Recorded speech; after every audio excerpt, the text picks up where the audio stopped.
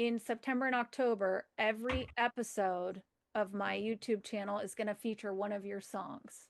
I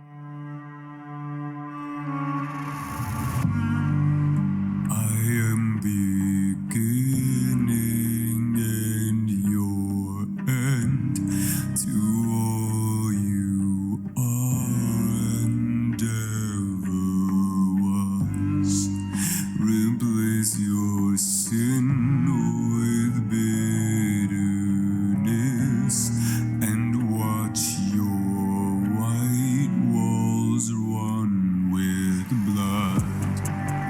I am the devil and your saint, your savior wrapped in vile fangs.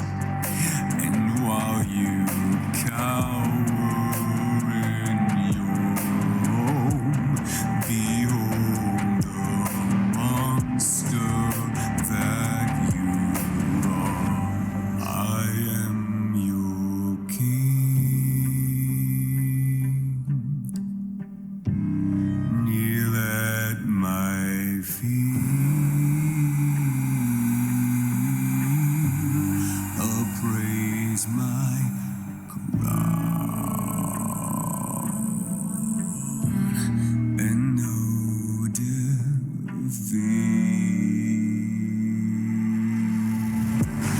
I am the monster come to steal you from your warm soft bed. Steal sunlight from your skies and blanket you in crimson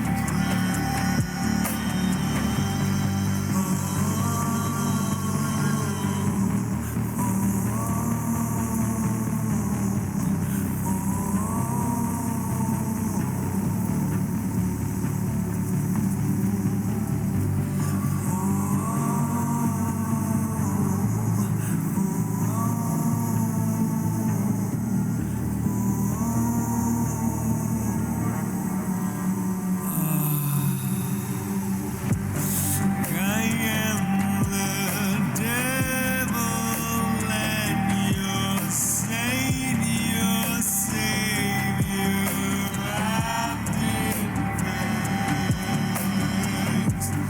The terror that I call to wash you all away. I am just what they say. I am the scars you away. You will all feel my pain. The lights there comes to bring.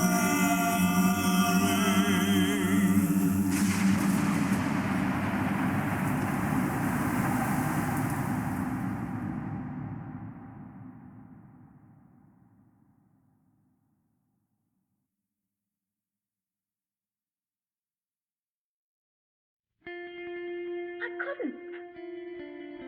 I love the night. That's the only time I feel really alive. That's what David wanted. Blood, I was to find, was a necessity as well. A vampire in love with a slayer. It's rather poetic.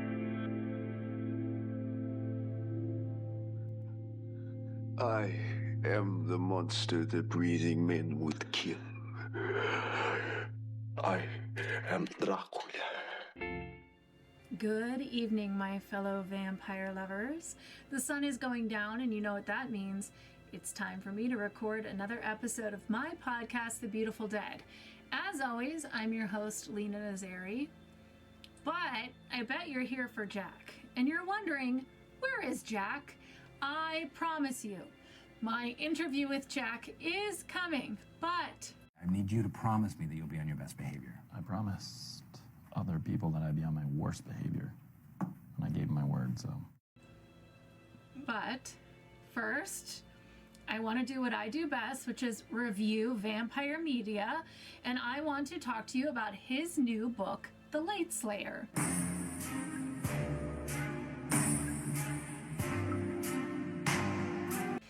Now, if you remember, I covered his first book last September, September of 2024. He kicked off my spooky season.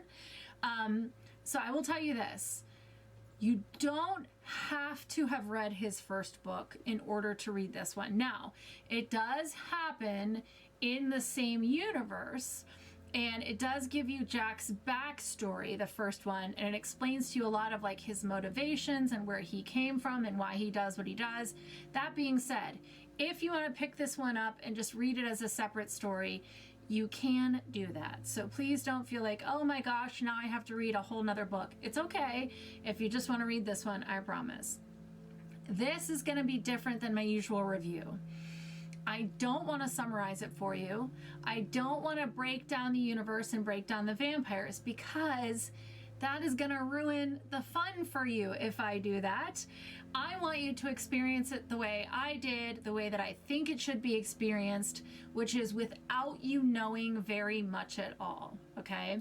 So I'm going to save specifics, but I will share some thoughts with you, and I'm going to share a couple of the pictures as well. There's illustrations to start each chapter. I'm going to share a couple of those with you just because I so thoroughly enjoyed it. But I want you to trust me when I tell you that I think this is the book for you, and I will explain, I promise. As a vampire author myself, as someone who's been doing this podcast for 5 years, as someone who has been watching and reading and taking in anything vampiric that I could get my hands on for the last 40 years, I can tell you it's very hard to make things that are unique and creative. We kind of see the same vampire tropes, the same vampire plots, the same vampire ideas over and over and over again. So creating something unique is difficult, but that's what this is. That's what this is. So Jack has created a vampire novel that is enjoyable even for people who aren't necessarily vampire fans, which is hard to do. I would call this book an epic fantasy. So as we know, vampires can be horror, they can be romance, they can be drama. I'm going to call this one an epic fantasy. Now, when it arrived and I saw that it was over 600 pages, I did panic a little bit. I didn't know how I was going to read this while doing everything else that I'm doing right now and have it finished in time to talk to Jack, which I wanted to do because he deserves that. That's the respect you should be giving to authors when you talk to them. But I will tell you, once I was 100 pages in, and I was hooked and I wanted to finish it. I took it on the road with me to Philly and I was able to finish it. Actually, the morning after I saw My Chemical Romance, my kid was sound asleep. I got up about an hour or so early and I read it and finished it. This book starts in a way that can be a little bit intimidating. It hits the ground running in a world that you don't know yet, so you feel like you have to try and catch up. Like you feel like I have to pick up on what is happening without it being handed to me while the action is still occurring. You're introduced to characters, you're introduced to creatures very quickly, and you just have to kind of take it in and process it as you're continuing to read and learn more. But I promise, once you get settled into the world and you kind of let it happen to you, and you build it in your brain in a way that is tangible and understandable, by the time you reach the manor, I think you will be locked in for the ride just like I was. And I assure you, you will know what that means if you decide to read this book. Once you hit the manor, you will be in, you will feel comfortable with the world, you won't feel so intimidated anymore, and then you'll just kind of be along for the ride. When I reviewed his first novel, I did mention how much I love having many creatures in our vampire worlds. And he does that in the first one. You'll know what I'm talking about, like when he goes underground.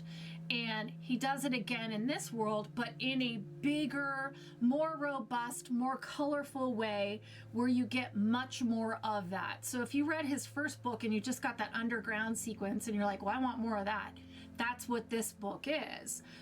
I love when there are so many things. I'm talking like gargoyles, witches, hell steeds, tooth fairies. Like there are so many things in this world. And I love learning kind of how they interact with the humans, with the vampires, you know, who gets along with who fights with who, what are the beliefs, like, you know, we all know how this works, right? Everybody has beliefs about different races, different cultures, and the same thing applies to this world. It gives us an opportunity for these like really interesting interactions, which we get, you know, so sometimes authors will introduce you to different creatures, but then they won't use that. They won't play around with it. But we do get a lot of that in this book. We also get the different types of vampires, you know, like different bloodlines, different species, which is another thing I really, really love. And in this world, they're kind of like separated into different parts of the world is called Draconia, so I'm just going to call it that. So we find out that they're in different parts of Draconia, and there's like subsets and offshoots and all this stuff, and I just love that idea. If you are someone who enjoys epic novels like Game of Thrones or Lord of the Rings, or you love fantasy movies like Labyrinth, The Princess Bride, The Dark Crystal, The Neverending Story, movies where the hero and his helpers are on this like master mission, but in the meantime, they encounter barriers and they have interactions and they form alliances along the way. This is the book for you. There's even sort of like a Braveheart-esque, like pre-battle inspiring speech scene, which I was like, it made me smile because I was like, I love this stuff. I eat this stuff up for breakfast. And don't think because of the size of the novel or the expansiveness of the world that the vampires are somehow lost, because I promise you they most definitely are not.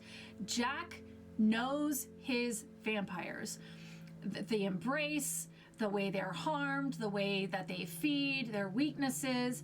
He knows them inside and out, and then he's able to present it in a way that is fun, clear, and digestible, and doesn't feel like you're being lectured at, but you still get to follow along with what's happening.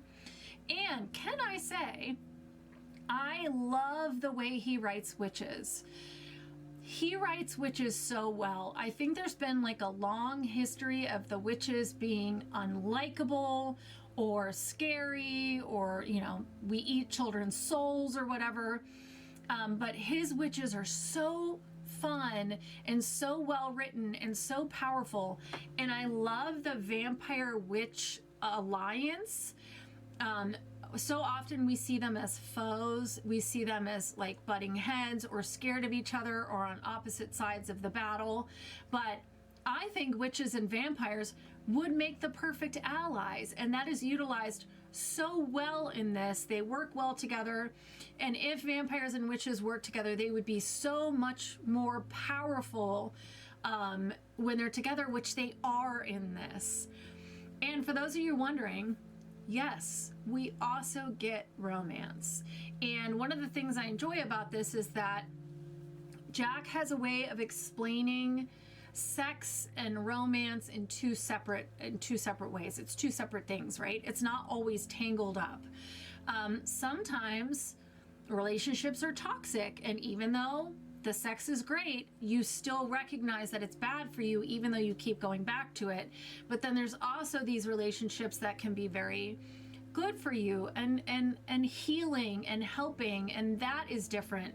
And so I love the way that he gives us these different types of relationships. You know, it's not clear cut, it's not cut and dry, and you don't always get out of something toxic as quickly as you probably should have. And so I love the way that he writes that in a way that makes you feel like you connect to it and you recognize it, but also you don't feel judged if you yourself also found yourself in a relationship like that somewhere in your past, which I really appreciate. There is something for everyone in this book. If you're somebody who loves to read. Now, if you're somebody who does not read, which I hear all the time, okay, don't worry, because they are filming a movie. They're doing a movie. It's called Across the Veil. There is an Instagram account. You can go check it out. And I actually did that because I went and checked out the casting announcements on the Instagram page so that I could picture each character as they're introduced by looking at who was cast to play that person. So I promise you, I am going to get to the interview. Having the opportunity to sit down and talk to Jack about this book was very exciting. I hope that you guys enjoy watching the interview as much as I enjoyed having the interview.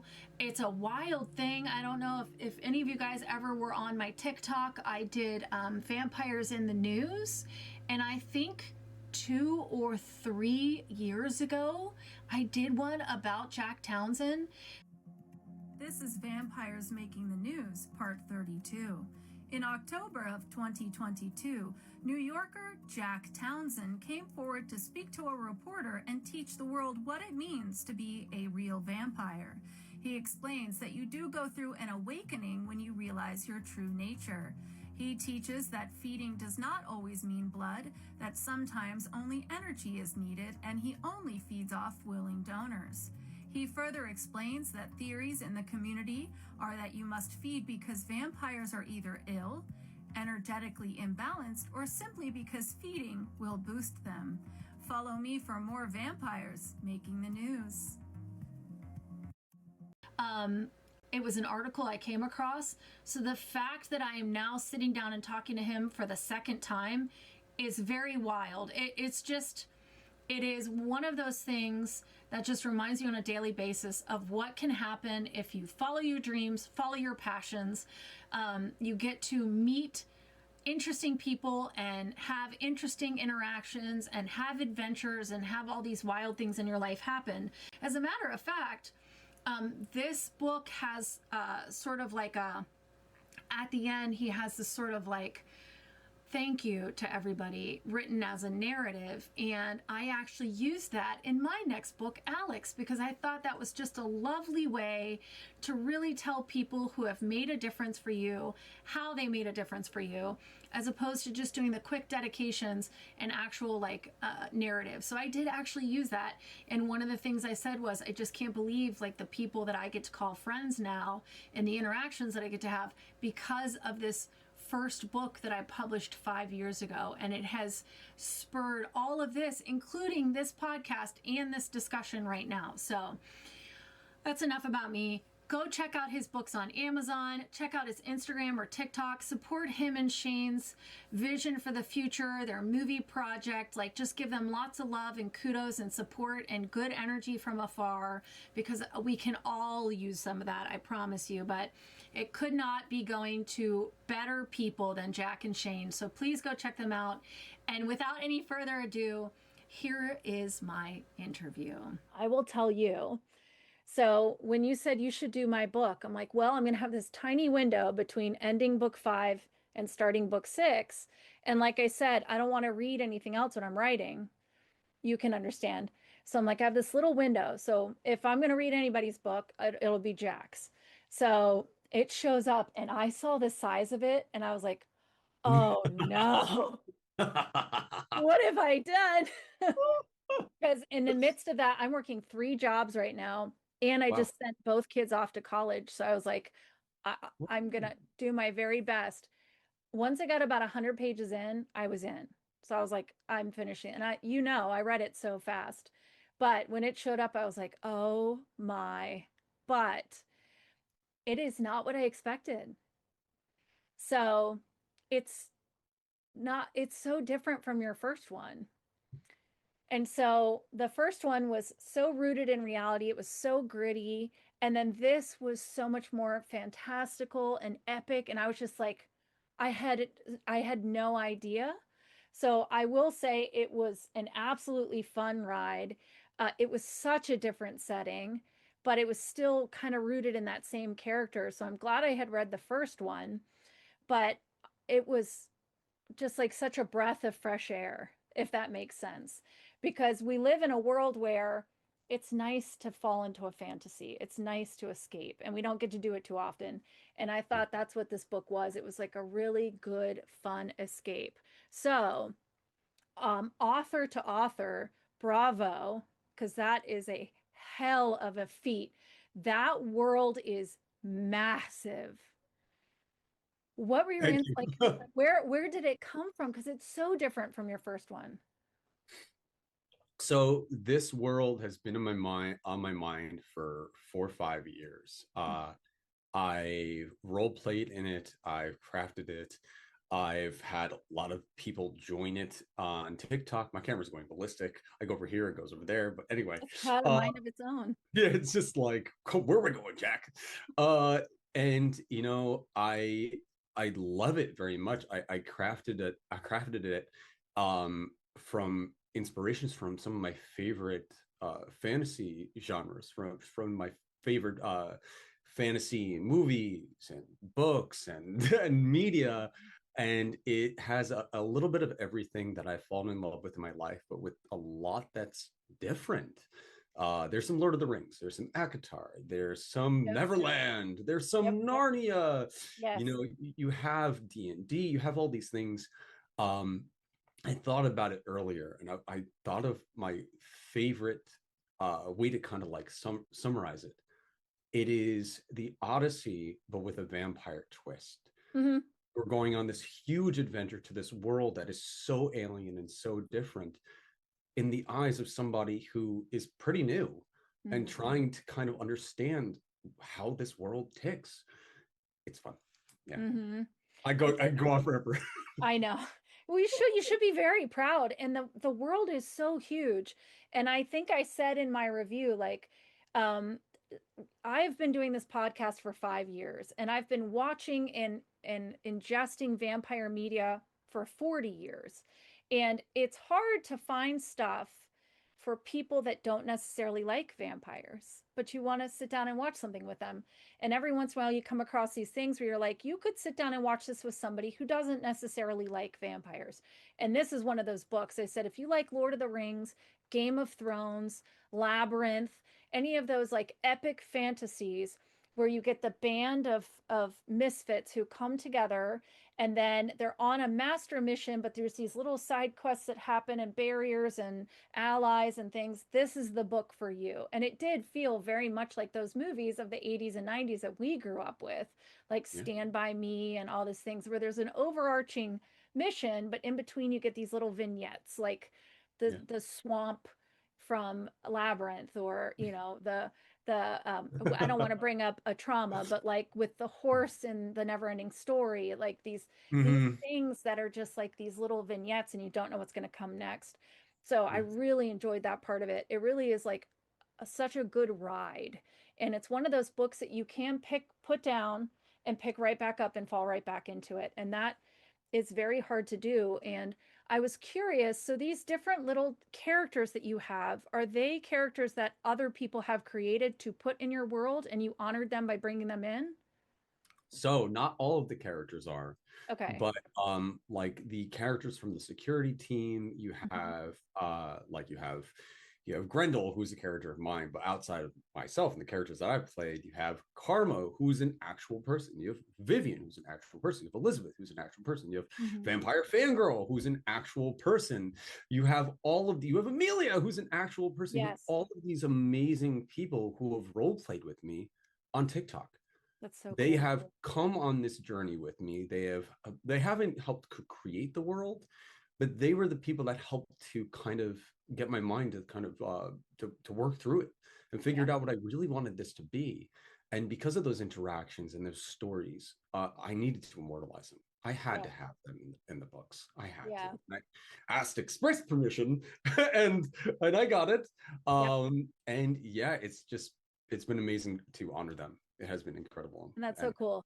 And the more I read your stuff, the more I think, wow, Jack and I really do have similar ideas of vampires and world building, because I've done the same thing. If you read my books, you'll see there's doctors I've worked with, aides I've worked with, hospital staff, my own personal friends have all been pulled into these worlds with me, to sort of honor them, but also make them real, tangible people that are relatable, that are Yeah. easy to connect to. But the same thing, I've brought in people from around my world.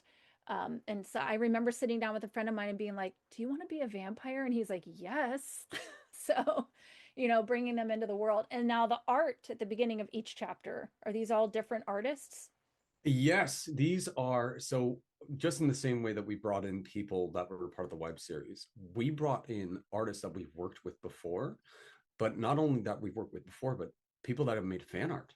Mm, One of my favorite things with the community that I have and on this journey is to take people that have incredible talent that aren't being seen, or that they haven't been brave enough to put themselves out there, and they've strapped on their boots and they've been like, Jack, I made a thing. And I'll see that and I'll go, more people need to see this.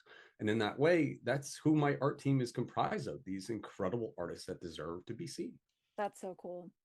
That's so cool. So now talk about Across the Veil. Is that going to be based on Light Slayer, or is that a different story in the universe? That's a different story in the universe. Okay. So the way that I've kind of done this is it's a little bit like Star Wars. Like you have these moments in time, but they like if you put them all together, eventually they'll follow one nice line. But right now it's not a nice line. Right now you have a lot of mystery of how did this happen and why did this happen? How do we get here? What happened really to Jack in New York? So Across the Veil is actually taking place after the second Everdusk book that's in the main timeline after Wicked Hollow. Okay. And that'll be when we finally get to see the character that Shane has portrayed on TikTok and a lot of videos. That is Annie Lionheart, and how she actually gets to Draconia and how she meets a renegade vampire king that has lost his way. Very cool. That's very cool. I will say, as I was reading, I was going on to the Across the Veil Instagram to see the casting so Yeah. that it helps me picture them by seeing the casting. So I was having a good time with that, being able to now see Algernon and see everybody. So that was a fun thing to do. So, where do you have an idea of ultimately where all of your stories are going to go, or do you let your writing take you on that journey? So I love doing freeform. I love, like, I know what the ultimate conclusion is, and I know where it's going to go, but I let the characters live. I've always been a role player. I've done role play for God 20 years. Mhm. So I love to just let the characters kind of speak in that kind of role play way where I listen to them. And if something makes sense in the moment and they're like, no, no, no, I wouldn't do that. I go, okay, where are we going? Where are we Yeah. going? You lead the way because I don't know right now. And then, if there are things that change or, character deaths that might happen that I didn't expect them to happen, hey, Yes. but it is what it There is. was one Yeah. death in the book I did not see coming, and I'm usually Ooh, pretty good at sussing stuff out. So I foresaw the first one, but then the one that follows directly after, I did not see coming. ooh, And that was brutal. That was brutal. That was a tough one. ooh. Um, but same thing, like we talked about this a year ago where you said sometimes you have to kill your darlings. Yeah. And I had to make a difficult decision in one of my books, and people still will come onto my YouTube or come onto my, and they'll say, "Well, why did you do that? Why did you do that?" I'm like, I because laugh. that was always how it was going to end for them. Always. There are characters. Okay. There are characters. I love this camera. I can't get over it. My ADD is losing its mind. It's almost like there's a ghost behind the camera. We've got this, Jack. Yeah. You don't know where I'm going. I'm not moving that much. But there was a character death. I can't spoil. Okay. There was a character death that happened later. A certain one that was not going to happen. And that character had an entirely different story in the series. And they were going to continue on and go to and have like a larger role and a more prominent one. They do in another way, but not in a living way. Eventually we'll get to know their story and how they got to Draconia and what their life was before and other things. But yeah, in the moment, in this very important scene, this very pivotal scene, I was like, well, who's gonna step up? And I Yeah. was like, oh my God, what am I talking about? I know. This is what it was always supposed to be. Don't you love when that happens? I have moments where I know I need to get from this point to this point, but I don't know how I'm going to do it. Yeah. And I'm a writer who's I will not break my own rules. Mhm. And if I write myself into a corner, that's my fault. Now I have to get creative and get out of that corner. So I'll never use like, it was all a dream, or I never want to do that. So sometimes I get into these situations and I will toil and stress over what I'm going to do. But then when that moment hits, when that flash hits, what a powerful thing when you're like, I got it. Oh, I know what I'm going to do. Yeah. That's so cool. there's no better feeling than that moment where you realize, oh my God, this is has all been leading up to this. What am I doing? This Yeah. is where it is. This is the point. I actually had, not to break away, Go. I'm writing actually the side quest series now, which is a separate series within the Draconia universe. So Mhm. it's not the main timeline of Jack's like love life, which is kind of what the ever does the main timeline really is Jack's love life and his turmoil and his trauma and his mental health, how Mhm. he balances being a king and being a leader.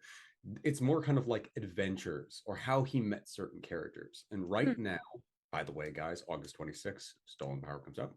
Mhm. Um, I'm writing the Nightwalker side quest now, which goes into Elias, how Jack met Elias, Okay. how they became best friends. And it's going to start as a very small book, and it is now bigger than fame. I know. And I wrote a part, I'm not going to spoil anything. I wrote a Mhm. part that was not at all in the plan, literally 2 nights ago. And I read it. I read it to like kind of like my smaller team, Mhm. like those in the know, like those with characters. Mhm. I read it to them and they were crying and very mad. Oh. Whoop. So what happens? Right. Sometimes you got to do it. Yeah, sometimes you got to do it. And the whole point of creation is to make people feel. And guess what? You don't always feel good. It's not always good stuff. And if we normalize all those mad feelings and sad feelings, it helps people cope with things. And that's our job as authors. Yeah. I am currently, so my first three books were her story. Yeah. And then the fourth book was a backstory of one of the characters. And then this fifth book that's about to come out is a backstory. But he's my first human in the universe. So I was like, I don't have a whole lot. Like, he's 40, he's human. I can't make like a massive novel out of this. So I think people are going to be surprised. It's one of my smaller ones. But again, I'm like, I mean, until he meets the vampires, he's like just a guy that went to college. So you Yeah. can only do so much without making it unbelievable. And my books are rooted in realism, so I try really hard, but I will make up for it in the next one because that's a 500-year-old vampire. So that's where the big book will come in. Yeah. But you got sometimes your characters are just normal people who got thrust into something abnormal, and that's the Yeah. way it goes. Yeah. Exactly. So I saw today that you're eating 4,000 calories. I had to write this down. So I used to compete, so I understand. I get it. Oh, That you being did said, mention that. Yeah. yeah, I'm in a cut right now, so I'm at 1,400 calories. The idea of three times that is like I can't fathom that. I think the highest I was ever at was 2,500, and that's because I was bulking and I was working the hospital. So I was like Yeah. on my feet 12 hours a day. So my coach had me up that high. I can't fathom 4,000 calories a day. Like, what are you eating? I am for don't freak out. I know people get weird about this for some reason. I am Okay. plant-based vegan. Which makes it all the more difficult to get It 4,000 does. good calories in. Yeah. It does. Shakes are amazing. Yeah. Shakes are always going to be a go-to. Yeah. A lot of plant-based milk. I like will 100%. I will do like a half of the gallon a day on top of like my normal meals. God, I'm just taking in like pumpkin butter and almond butter, Yeah, and there I'm you like go. I have a cashew milk ice cream that I'll eat like every single night, and I will what else do I like having? Pizza and pancakes and Oh, so now you got to stop yeah. talking because I'm on a cut. I can't hear all that. Torment you with the delicious Wow. It's food. all the more impressive you're getting 4,000 calories in on plant-based. Yeah. That's impressive. I just had to throw that in there because I read it and I was like, what? Yeah. How? I mean, you have to plan everything, right? Then, Not the, not super much. I'm really lucky actually because it's plant-based. Like I know how much protein I get, and yeah, then my carbs, I already know my carbs are set yeah, because I'm getting so many carbs in, and then it's the fat that I have to pay attention to and go, okay, I need to make sure that I'm getting at least 80 to 90 grams of fat. I'm like, I know that's what I need, and then my carbs are like like through the roof, man. It's nuts. Yeah. yeah. I was stuck in a plateau. So she put me at 150 grams of protein and then she dropped my fat and carbs. Oh, It'll be worth it in the long run, though. oh The no. real test is going to happen when I start my third job Saturday at the Ren Fair as a beer wench. Oh, So there's going to be turkey legs and fried everything all around me. So oh, I'm gonna have to lock in. oh, lock in. You've got this. Yeah, You've got this. got this. Ain't no thing All but a chicken wing. Come on. right. Listen.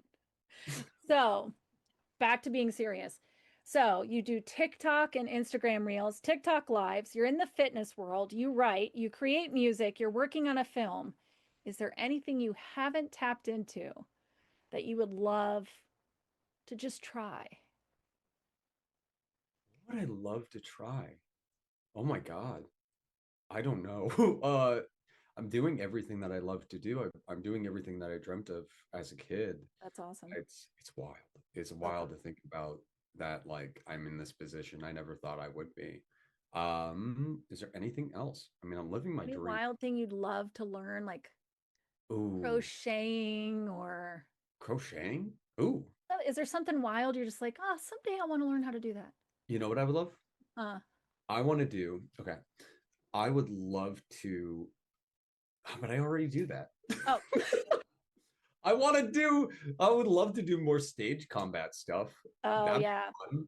That's so much fun, especially with everything coming up. Like I have an understanding of swordplay. I'm trained, but I'd still love to do more. So yeah. maybe like I do music, but I would love to have a band again. I miss that. Like doing solo stuff is fun, Hmm. but like I miss the feeling of being on a stage. Yeah, There nothing beats it. Like sitting at the computer and being like, okay, I have a backing track. Let me like do all the effects and all the mixing and all the stuff. But being on a stage, nothing beats that feeling. It's so yeah. nice. That's so true. I don't know if I ever told you this, but I started as an actress. And the Really? reason I wrote is because COVID hit and theater shut down. I had Yeah. nothing. So I was working 16-hour shifts at the hospital and it just like mentally I was not okay. So I started writing to use my creative side. Well, now all of this is sort of taken over my free Yeah. time. So I haven't been on the stage as an actress in probably 3 years. And Wow. I do miss that. Now, that being said, I do vampire panels and lectures. I don't know if you saw, but I've been invited to be the special guest at the Vampire Museum in Philly, Vampa. Oh, that's awesome. So doing stuff like Congrats. that, I love, like you said, I'm doing all the stuff I wish I could do as a kid. I wish I could go back to 16-year-old Lena and be like, listen, you might feel like an outcast right now. You might feel weird, but it's all going to work out. Like one day you're going to get on a stage and hundreds of people are going to just be waiting to hear you talk about vampires for an hour. So I wish I could go. That was the line I sent you. Hmm. That like it I wrote it down and it's on my mirror. It was there's nothing wrong with you. You just haven't found your people. And Exactly. what a powerful line. It was the same thing, you know. Yeah. I grew up in rural Virginia and I just didn't have my people around me. Yeah. But I do miss like live performance scripts and plays and farces and all that fun stuff. Yeah. We've got a lot of acting coming up. Well, there you go. Let me know. New York is drivable for me. I'm in Pittsburgh. Oh, let's go then. We'll figure something out. We got a lot of stuff coming. Yeah, and now I have no children in the house. They both moved out. So That camera was perfect timing. it's like you have Are a you remote. possessed?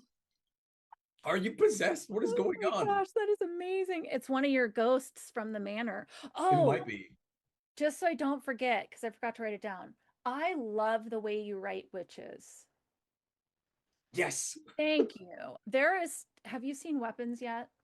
I haven't, but I know I've seen the everything else. Has it been ruined for you? Oh, okay. Of course. There is a tendency to write witches either as like overly sexed up um um helpers, like you're just here for when I need you and then you go away, or villainous, we eat children, we suck souls, blah blah blah. You wrote your witches in such a real fun, powerful warrior badass way, and I'm a huge fan of the Vampire Witch Alliance, huge fan of it. I always thought vampires and witches would be the perfect allies. I love the way that you wrote witches. I just had to tell you that. I was like, thank goodness that somebody's doing witches justice. Thank you. Thank you. Thank you. I'm so close to my Thank face you. now. I know. It's like, so one of the questions I get the most often is, I'm thinking about writing a book. What's your advice? So I'm going to ask you that question. How would you answer that? Well, the person that gave me the best advice ever was that adorable little chipmunk of a woman. Mm-hmm. Her advice was, okay, you want to write a book? You have an idea? Well, doesn't matter where you begin. Mm-hmm. Beginning, middle, end, a random scene, a random moment, a moment of sensuality, a moment of loss, whatever it may be, just get it down. Mm-hmm. No one even has to know. Just put it down, Mm-hmm. build from there. See what inspiration strikes you. And then I would add on, as I always do, take in media. You know, like, yes, the well might get a little bit tainted, but I mean, a lot of our ideas are shared over time. You know what I mean? So find inspiration, find that motivation, find out, find something that really kind of gets your engine going, and then figure out where you are in that. Where what story do you want to tell? What's a part of you? And that's my advice, honestly. That's nice. That's a lot nicer than what I say. What do you say? People say, I've been thinking about writing a book. I've always wanted to write a book. What's your advice? And my advice is write the book. There is no perfect formula. There's no perfect setup, perfect time. There's no magic. Just sit down and start writing. And I will schedule writing. And this was actually taught to me by Tim Jacobus, who did the covers of the Goosebumps books in the 90s. Oh, that is so cool. Which is just sit down and do it. Sometimes I write for an hour and I throw it all away. And I'm just like, this is terrible. This is not my best. I can't use this. Sometimes I sit down and I write something amazing. Sometimes I sit down and I stare at the thing and I got nothing. But I always carve out the time to sit down and write. And that's my advice to people is like, do it. Just do it. Just sit down, because there's no magic formula I can tell you to make it perfect, you know? Yeah. Yours is nicer. I would also say, okay, I never say this, but I just thought about it. The way that I write is almost kind of like ritualistic, interestingly enough. Because you were mentioning that you write for an hour and then go throw it away. And when I sit down, this isn't like me like bragging. When I sit down, I write and nothing goes. Because the way that I do it is I treat it like a ritual. I light my candles, set up my incense. I get either a strong tea. It depends on what the mood is for what I'm writing. And then before I've even sat down the entire day, I find a song that makes sense for the chapter. I find something that is like the theme or hits the emotion or hits that mood. And then I'm letting the images just flood into my head all day, all day, all day. So that way, when I sit, I throw in that music and I channel and I just let it go ballistic. And I will be sitting 4 hours, 5 hours, 6 hours, and I'll just go ballistic. I'll go nuts. Yep. Yeah. That's awesome. Sometimes that will happen for me. I'll sit down and I won't get up for 8 hours. But there are times where I write and I know I'm forcing it. I know it's not me. I know like it's That's just not good true to though. what I want to do. And I'm just like, Yeah. nah. It's a good exercise. It's always good to use your brain and type and work and write and create. But sometimes I'm just like, I'm forcing it. This is just not is Yeah. not what I want out of this. But yeah, I was Yeah. just curious. So, for the people who are watching and have just met you, they don't know who you are. They've just seen you for the first time. They're like, "Who's Lena talking to?" Tell them what makes you stand out. Hi there. Purple camera zoom. Hi there. It's nice to meet you. I'm the vampire Jack Townson. I am the, oh my God, it's so weird to say this, the award-winning author of Congrats, by the the way. Lights Slayer. Thank you very much. Congrats. Which is wild to even think about. I am a what is it? What is Shane called? I'm a multimedia personality. I am a singer. I am an author. I am an actor. I am a personality, live streamer, all of these things. I am just a me. And I think that's kind of the thing that sets me apart, where a lot of people try to put on this kind of mask, ironically, this mask, and try to be a different person. This is me, and this is what I give to the world around me. And that's why one of the largest reasons that my community and my fans have fallen in love with what I do is because I don't hold anything back. I don't hide any facets or aspects of myself, even in my writing. Like, yes, am I going to be messy? Yes. And I'm loud about being messy. And that is what makes me different. So, yeah, come along for the ride. It's a wild one. Yes. Yes, it is. Yes, it is.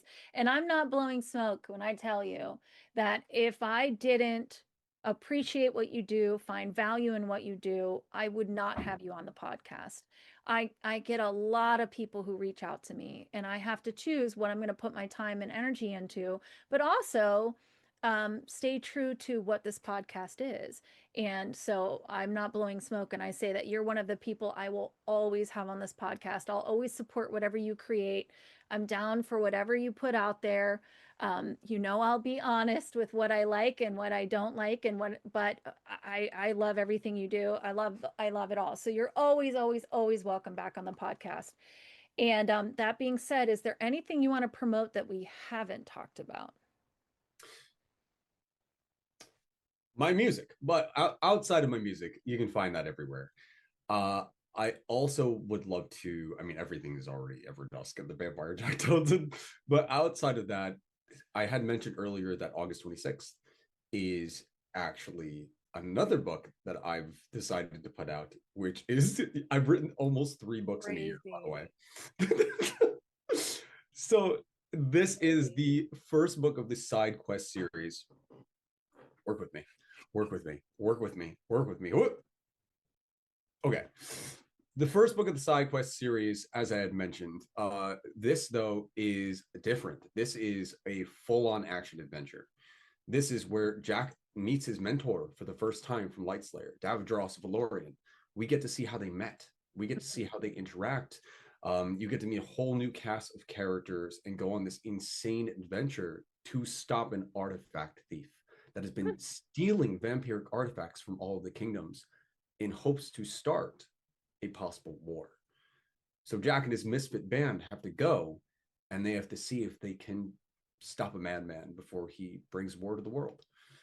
It is a wild, like it's one of my favorite things that I've written. It is insanely intense. The action is some of the best action that I've ever written. And honestly, the art in this one, I will say this. There are comic panels in this one. Wow. The art team has killed it. It is wild what they have come up with to celebrate this. And on top of this, on top of all of these cool things with Stolen Power, the first week that it comes out, it's free on Kindle Unlimited. Oh, yeah, I did see that. I'll make sure I promote it because this episode will come out after. So I'll make sure that Yeah. I'm promoting it so that people see it's out there. It was free on Kindle Unlimited, and hopefully, missed it. hopefully you got it. You didn't follow us on Instagram, you fools. Make sure you fools. But check out Stolen Power. And then also make sure you're following the Across the Veil channel. One huge update with that also is that we have pivoted away from it being a movie. It will now be a full, high quality series where we get to explore all of Draconia and fully expand all of these characters, which is what it deserves. Nice. That's awesome. I can't wait to see it. I'm excited. I still can't believe it's been a year since we talked. Last time we talked, you were doing the Kickstarter. So it was like just a thought. And now look, that's incredible. It is wild when it is wild that when you put your mind to you're following your dreams and you dedicate yourself to it, what you can achieve. Hear that out there? Make sure you are following your dreams, whatever they may be, as long as they're safe. But yeah, as long as they follow don't your hurt dreams. people. Yeah. You know, you inspired me to do something. So normally in the beginning of my books, I just have like a quick dedication page, but you inspired me. So in my book that's about to come out in September, there's like 3 pages at the end. That's just me, like really, it's like a heartfelt letter to people who have supported me along the way. Cause I loved the way you did that. I'm like, see, that feels way more personal than just like a quick blip. Just talking about, but one of the things I say is, I have scars from the times I've put myself out there and heard no, or it didn't work out, but I have stories to tell, right? Hey, let me tell you about this time I tried something crazy.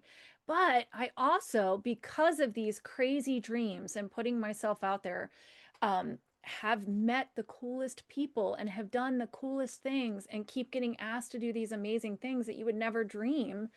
And it's right along with what you said, you know, being able to live out the dreams of child you, because you just put yourself out there, dream big, go for it. And the worst thing that happens is it doesn't work out, but you have a great story to tell. Exactly. But as a nurse who's been at the bedside of a lot of people in their last days, I can tell you that never, ever has anyone said, oh, I wish I hadn't tried.